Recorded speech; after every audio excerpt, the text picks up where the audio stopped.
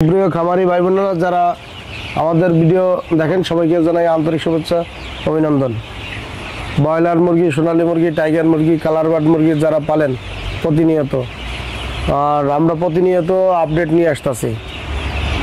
আজকে আমাদের এখানে এক ভাই আসছে, নাম হয়েছে রিপন, তার বাড়ি পাবনা। আর উনি আমার সাথে কতদিন ধরে কাজ করে ওনার কাছ থেকে একটু জানবো। তারপর ওনার কাছ থেকে জানেন পাবনা কোন জায়গা বাড়ি। ভাই আপনার নামটা পুরোটা বলেন। পুরোটা মোহাম্মদ রিপন আলী, বাড়ি পাবনা জেলা, সাতিয়া থানা, সাতিয়া থানা, করঞ্জা গ্রাম। আচ্ছা, আপনি আমার সাথে সম্পর্ক পরিচয় কত? আমাদের সাথে সম্পর্ক আমার 4 বছর ধরে। 4 বছর ধরে? 4 বছর ধরে। আচ্ছা, আমার সাথে এই মুরগি দিয়ে পরিচয় না গরু? আপনার সাথে আমার পরিচয় আছে গরুর ব্যবসা, খামারি নিয়ে পরিচয়, গরুর খামার নিয়ে পরিচয়, গরুর খাবার নিয়ে। গরুর খাবারের ফর্মুলা দিছিলাম। সাধারণত আমি সবাই গরুর ফর্মুলা দিই না, কিন্তু আপনাদের বলে দিয়ে ফেলাইছিলাম মনে হয় না?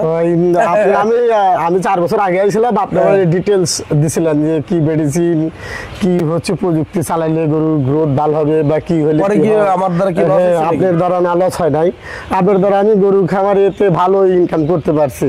কিন্তু পরবর্তীতে আপনার এই ভিডিও, এই খামারি মুরগির খামার দেখে আবার বড় ইচ্ছা যাচ্ছে যে আমি এই মুরগির খাবার করে আর গরু খামার করে কিছু করতে চাই। আর মুরগির আপনি প্রযুক্তি নিয়ে আইছেন। মুরগির ফর্মুলাও তো দিছি আপনারে, ওই ফিডের ফর্মুলা। হ্যাঁ, ফিডের ফর্মুলা দিছিলেন। ফিড ফর্মুলা দিছিলাম। কয় ব্যাচ করছিলেন? ওই 3 ব্যাচ করছিলাম। পরে কেমন লাভ আছে? 2টো ব্যাচে লাভ হয়েছিল, একটা ব্যাচে বাজারের জন্য আমি ধরা খাইছি, তার জন্য ওই কিছুদিন বাদ রাখছি। লাভ হয়েছিল কত 2 ব্যাচে?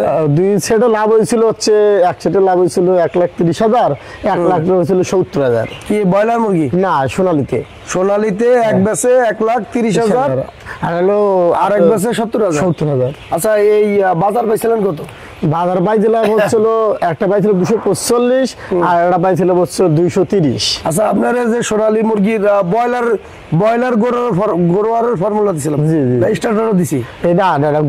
ব্রয়লার গরুয়ার ফিট ফর্মুলা দিছি। ওইটা দিয়ে আমি কিন্তু ফিট ফর্মুলা দিই না সহজে, কিন্তু যারা একবারে মানে ভয়াবহ অবস্থা, ক্ষতিগ্রস্ত, তাদের দিই। আর আমার সাথে দীর্ঘদিন সম্পর্ক থাকলে তখন আমি দিই, কিন্তু একটা ফিট ফর্মুলা তৈরি করতে আমার অনেক সময় লাগছে। এখন মনে করেন 2-1জনরে দিয়ে দিই, কিন্তু আপনার লাগে না। তা আপনার লুজ ফিট বানাইছিলেন না দানা করছিলেন? আমি হচ্ছে লুজ ফিট বানাইছিলাম, দানা করছিলাম। আমাদের এখানে তো আর ওই ফিটের তো কোনো মেশিন নাই, ওই ভাগায় নিয়ে দানা হয়েছিল। আদা ভাঙা করছে? আদা ভাঙা করলে তো মুরগির তো বদ হজম হয়, তো হজম করতে সমস্যা দেখা যায়, আমাশ হয়। এরকম সমস্যা হয়েছিল? হ্যাঁ, আমাশের সমস্যা হয়। তো বুঝতে পারছি। আদা ভাঙা করলে মুরগি পেটে হজম হয় না, কারণ এটা শক্ত তো। যেমন আপনি সিদ্ধ ভাত আর আদা সিদ্ধ ভাত তফাৎ আছে। আদা সিদ্ধ ভাত আমরা কিন্তু খাইতে পারি না, পেটে কিন্তু ব্যথা করে, গ্যাস্ট্রিকে। আর ওই সিদ্ধ ভাত কিন্তু হজম হয়ে যায়।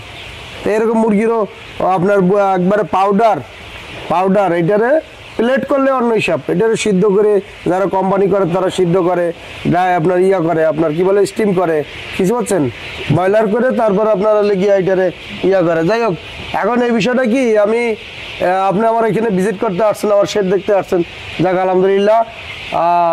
অনেক দিন পরে আপনারা আপনারা নিয়ে একটা ভিডিও করতেছি। আমার মুরগিতে রানী খেতে হয়েছিল জানেন? শুনছি, ভয়াবহ অবস্থা। 3 দিন ধরে রানী খেত চলে। 3 দিন? হ্যাঁ, আমি তো আসি আপনার এখানে পাচ্ছি না। এই রানী খেত যে হয়েছে, সিমটম আছে কিন্তু এখনো। দেখছেন তো, সবুজ কালারের পায়খানা এখনো আছে, সিমটম আছে, কমে গেছে কিন্তু। রানী খেতে মুরগি, অনেকে যাদের রানী খেত হয় তাদের কি অবস্থা একটু বলেন তো? আপনার 80 থেকে 100% মর্টালিটি হয়ে যায়। 100% মর্টালিটি হয়ে যায় রানী খেতে। আচ্ছা, এইখানে যে সিমটমটা দেখছেন, এটা কি রানী খেতের? রানীক্ষেত 100% রানীক্ষেত। সবুজ কালারের পায়খানা, বিজলা কালারের পায়খানা, এইটা উনি বলতেছে রানীক্ষেত। আমার এখানে আরো পর্যাপ্ত পরিমাণে ছিল, গতকালকে এই যে শুকাই গেছে পায়খানাটা, শুকাই গেছে। এখন যেটা আছে এই যে সবুজ পায়খানা শুকাই গেছে পায়খানাটা। আচ্ছা, আমার এখানে যে যারা কাজ করে তাদের কাছে 2জনের কাছে প্রশ্ন জিজ্ঞেস করেন যে কয় পিস মুরগি মারা গেছে রানী খেতে। এদিকে আসেন ভাই। এই রানী খেতে কতগুলো মুরগি মারা গেছে আপনার? আমার রানী খেতে একটা মধ্যে মারা যায় না। একটাও মারা যায় নাই? এটা কিভাবে সম্ভব? এইভাবেই সম্ভব। তাহলে এটা কি প্রযুক্তি ভাই চালু করছে? রানী খেতে একটা মুরগি মরে না, এটা কেউ বিশ্বাস করবে ভাই? 72 ঘন্টা চলতেছে এখন পর্যন্ত। এই রানীক্ষেত।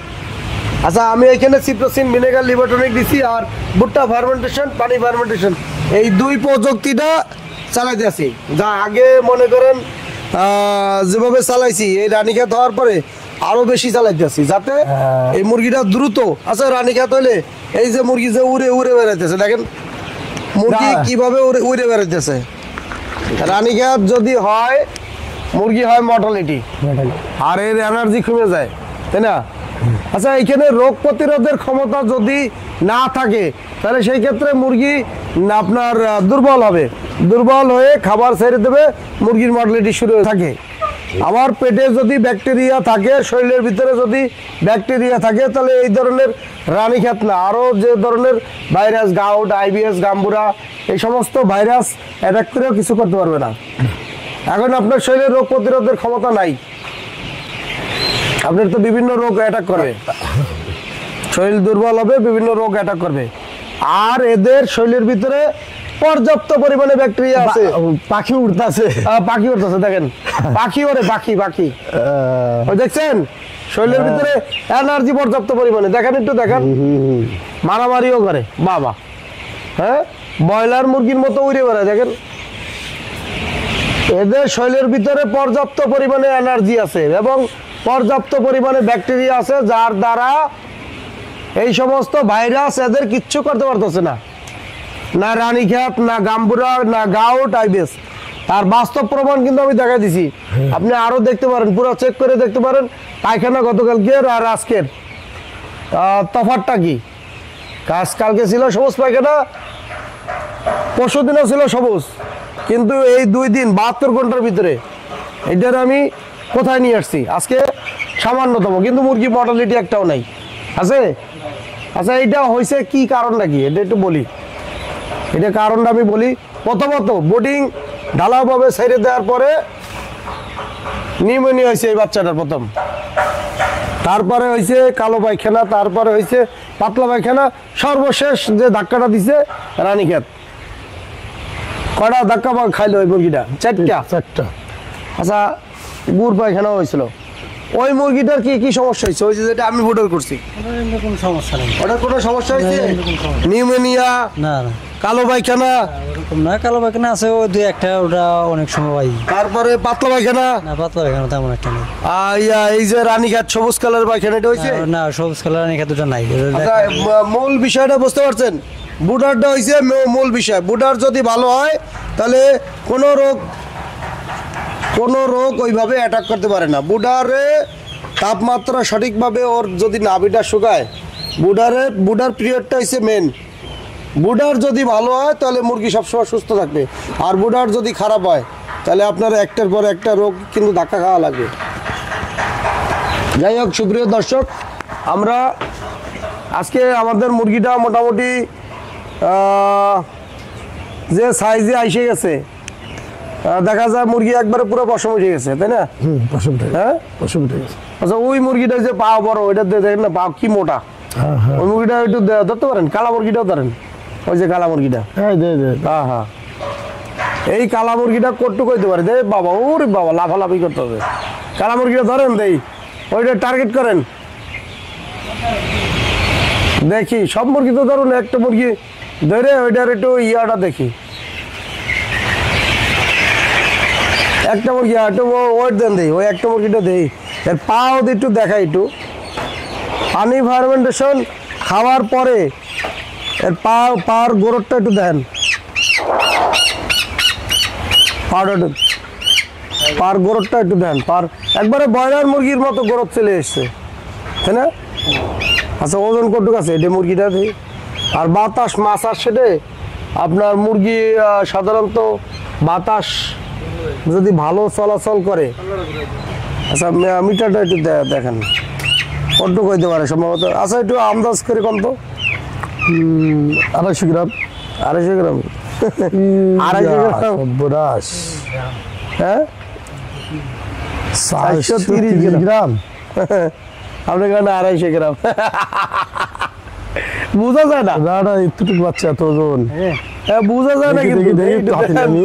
এই মুরগিতে এই হ্যাঁ। আচ্ছা ধরেন এই মুরগিতে ইসের আপনার বোঝা যায় না। না না বোঝা যায় না। আরে বাপরে বাপরে মুরগি মুরগি এত বোঝা ওজন। যায় না যে এত ওজন। হ্যাঁ, না বোঝা যায় না। 430 গ্রাম 430 গ্রাম। পাথরের মতো, তাই না? হ্যাঁ পাথরের মতো। আচ্ছা, খাবার আমাদের খাইছে কয় বস্তা? এই যে আমি যে লুসপিড আনছিলাম, এটা এখনো কয় বস্তা আছে? এখনো কয় বস্তা আছে? 4 বস্তা, 4 3 7, 7 3 10। হ্যাঁ, না না ওই ইসে 10 আর 1 11টা। ও নিচে একটা আছে না? ও তাহলে মানে ওই 11টা আছে, তাই তো? 40 কেজি 12টা আছে। হ্যাঁ, 12টা তাহলে তাও তো 400 কেজি, 480 কেজি ড্রামে 40 কেজি না 30, তো ওই 500 কেজির উপরে আছে নাকি? 500 কেজিতে প্রায় 10 বস্তা আছে। আমি চালাম 1200 কেজি। খাবার কিন্তু সেই হিসেবে কিন্তু বেশি খায় নাই। আচ্ছা, কালকে খাইছে, রাত্রে খাইছিল কয় বস্তা? এটা এদিকে আসেন। কালকে থেকে আজকে বন্ধ কতটুকু খাইছে? এটা কিন্তু ফুটে হয়ে গেছে বস্তা। এটা হিন্দু রইলো কোন যাতে মাছ আছে কালকে থেকে রাত্রে আজকে বন্ধ কতটুকু খাইছে? এটা আপনার ওই ফিট খেয়েছে 2টা, আর আমাকে ওই ফিট গেছে 1 বস্তা মতো, 3টা দিনে চলতেছে, 4টার কাছাকাছি আছে। 4টা 2টা মিলে গেছে। এটা 80 কেজি আর ওটা 100 কেজি। 100 কেজি তো বাবা 180 কেজি খেয়ে লাইছে। রানিয়ে চলতেছে না ও আচ্ছা, যাক, এখন ওজন হলে কি আগে এখন 20 গ্রাম 25 গ্রাম করে বাড়তেছে, তাই না? 25 গ্রাম 30 গ্রাম। আচ্ছা, সুপ্রিয় দর্শক, খামারি ভাইরা, আমাদের মুরগিটা আর কয়দিন যাক, আর একটু ওজন আসুক। আর ওজন আসলে তখন আপনাদের এই লুসপিডটা আরও 10টা 11টা বস্তা আছে, এইগুলো বস্তা কাটা শেষ হলে আমরা আপনাদের একটা হিসাব দেবো, মোটামুটি একটা হিসাব দিয়ে দেবো। আর এরপরে যে কটা ফিট খাওয়াবো এটারও একটা হিসাব দেবো, যে আমাদের আর কটা ফিট খাওয়ানো লাগবে। আচ্ছা, পানি ফার্মেন্টেশন আজকে কয় লিটার দিচ্ছেন? 60 লিটার বানাইছেন, আরও 60 লিটার মিক্সার করে 2 সাইডে হবে? হ্যাঁ, না এখন আর নাই তো। নাই মানে আজকে বেশি খাইছে নাকি? না না, কালকে যা বানাইছে তাই। না, ইসের এই পানি ফার্মেন্টেশন কয় লিটার দিচ্ছেন? আপনার 60 দুইটা, লিটার 60 লিটার। মিলে দিছি, আর 60-এর সাদা পানি? সাদা পানি দিছি 60 লিটার। তাহলে কত হলো? 120 লিটার। 120 লিটারে হ্যাঁ। রাত্র 8টা বন্ধ হবে, 8টা 9টা বন্ধ। হ্যাঁ, আমি হিসাব করি। যদি শর্ট পরে তাহলে আজকে বেশি বানাবেন। আজকে বানাইছেন পানি না, ফার্মেন্টেশন? বানাবো। আচ্ছা, বানান তাহলে কি 24 ঘন্টা আবার হওয়া লাগবে না? সুপ্রিয় দর্শক, আপনারা তো দেখতেই পারতেছেন নাকি? আর আপনি তো দেখলেন, এসে আপনি তো ভিজিট করতে আসছেন, তাই না? জি জি আপনি ভিজিট করতে এসে কি দেখলেন, এখন কি বুঝলেন? এই প্রযুক্তিতে হবে কিছু হবে? হবে হবে হবে। হ্যাঁ, বাংলাদেশের খামারিরা ঘুরে দাঁড়াতে পারবে? জি পারবে। হ্যাঁ, আমি আশাবাদী পারবে। কারণ যে রানিকা তো আর পরেও মুরগি মুরগি মর্টালিটি হয় না, যে রানীকে ধরলে মানুষের জান চুমকে যায়, যে একটা মুরগি বাঁচবে না, সেই জায়গায় একটা মুরগি মর্টালিটি নাই, তাহলে তো আর খামারি করতে কোনো সমস্যা নাই। তাহলে তো খামারিরা এখন আর ভয় নাই। ভয় নাই, যে আমরা রানীকে ধরলে এ থেকে মুক্তি পাওয়া যায়। আরে ভাই, এটা আমার স্বপ্ন ছিল যে আগে দেখতাম ইউটিউবে অনেক খামারি, আপনার আমি নিজেও আগে যখন এই সম্বন্ধে তেমন এটা ছিল না, মানে আমার ধারণা ছিল না। যখন আমি আরও 15-16 বছর আগের কথা, যখন দেখতাম যে মানুষ এই রানীক্ষেত গাম্বুরা হইলে মানে পুরা ধ্বংস হয়ে যাইতো, মুরগি বস্তা বস্তা ফেলা লাগতো। কেউ দেখতাম যে মুরগি মেরে পরে মাথায় হাত দিয়ে বসে পড়তো। হ্যাঁ, মানে এমন ভয়াবহ অবস্থা, কেউ স্ট্রোক করে মারা যাইতো ঋণগ্রস্ত হয়ে। মানে তখন থেকে একটা চিন্তা ভাবনা ছিল যে দেশের জন্য কিছু একটা করবো। আল্লাহ, তুমি সেরকম সক্ষমতা আমার ভিতরে দাও, এই দেশের জন্য কিছু একটা করি। এই রানীক্ষেত গাম্বুরা খরচ আপনার এখন যে মুরগি যেভাবে সুস্থ, এরকম যেন প্রত্যেকটা খামারির যেন এইভাবে সুস্থ সবলভাবে মুরগি যেন পালন করতে পারে। নাহলে দেখা যায় আমরা বাজারের উপরে জুয়া খেলার মতো, বাজারের উপরে ডিপেন্ড করা লাগে। যেমন এক চালান লাভ হয়েছে, 2 চালান লস হয়েছে। কেন? হয়তো বা বাজার 1 চালান খারাপ হয়েছে, বাকি 2 চালান কিন্তু ভালো ছিল। ভালো ছিল। কিন্তু ওই 2 চালানও কিন্তু আমাদের ভাগ্য খারাপ হয়েছে আমাদের। কি কারণে? কোনো শেডে রানীক্ষেত হয়েছে, কোনো শেডে গাম্বুরা হয়েছে, এই 2 চালান গেছে। ভাগ্যক্রমে এক শেড ভালো ছিল, ওই 1 শেড কপাল লেগে গেছে, লাভ হয়েছে কত 1 লাখ। কিন্তু বাকি 2 শেডে কিন্তু আমরা কিন্তু লস, আরো 2 লাখ টাকা লস দিলাম। এই রানীক্ষেত, গাম্বুরা, গাউট, আইবিএস, এই 4টা রোগের কারণে। এই 4টা রোগ খামারিদের ধ্বংস করে দেয়, বুঝতে পারছেন খামারি ভাইরা? এই 4টা রোগ আমাদের এখন আমরা এখান থেকে বাইরে হয়ে আসতেছি। আলহামদুলিল্লাহ আমাদের ওইভাবে আর সমস্যা হবে না। তা আপনার এখন দেখে ভালো লাগতেছে, তাই না? ভালো লাগতেছে। তা আমি নিজে এসে দেখলাম যে আপনি বলছিলেন যে রানীক্ষেত হলে ভালো হয়, আমি নিজে চোখে দেখে গেলাম যে না আসলেই ভালো হয়। এটা বাস্তব। যেটা হ্যাঁ বাস্তব প্রমাণ নিয়ে গেলাম। আর যে কর্মী কাজ করে সে বলতেছে একটাও মরে নাই।